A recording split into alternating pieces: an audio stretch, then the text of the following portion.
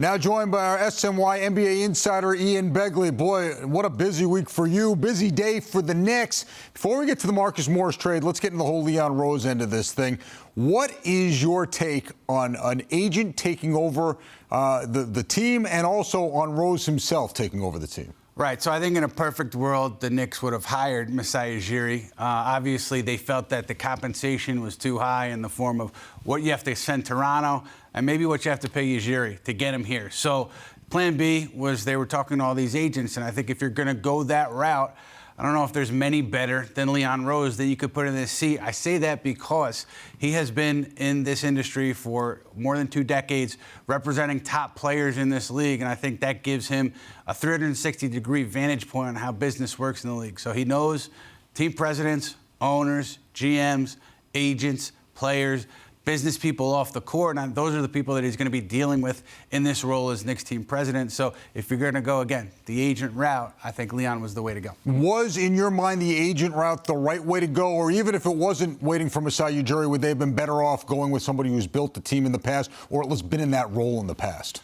You know what? I think that there's credence to that, right? But I think if you're going to hire a Leon Rose who has no experience in the front office, the key to me is bringing in the best and the brightest under him. GM, assistant GM, scouts, everything in the front office. You know, you have a blank check, right? Like, there's no salary cap for the front office. So go out and get the best guys out there. You know, forget about hiring your friends. Get the best out there. And I think if you do that, if you put those people underneath Rose, then I think that's a way for this thing to be successful for the Knicks. You reported he would bring along a confidant of his, William Wesley, Worldwide Wes. But for people who don't know who he is, explain exactly who he is and why he's so important, perhaps, to come with him.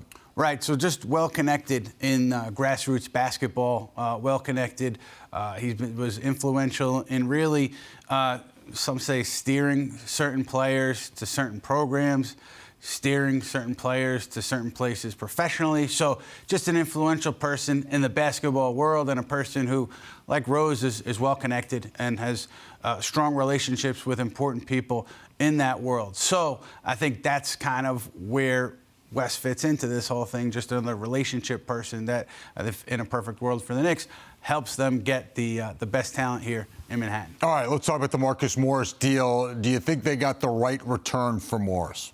I do, only because, you know, this was a deal that really started in earnest a couple of days ago. Because, you know, before Steve Mills was fired, I think the plan was to keep Morris because they valued him as a piece for the future, and also because he was important to help them win games in the here and now, and that was the goal for this front office, to try to give themselves a chance to work past this season. And after Mills got fired, it was different. You started to understand that they were going to shop Marcus Morris, because the goal was no longer to win now. So given that, couple of days talking to teams, I think getting a first-round pick was key there, and that's what they did. All right, before you go, I just got to get your opinion on this. In the end, was this a good day for Knicks and their for the Knicks and their fans, or was it just more of the same of what we've seen, the dysfunction and no one, you know, really knowing what direction they're going in, as we've seen the past few years?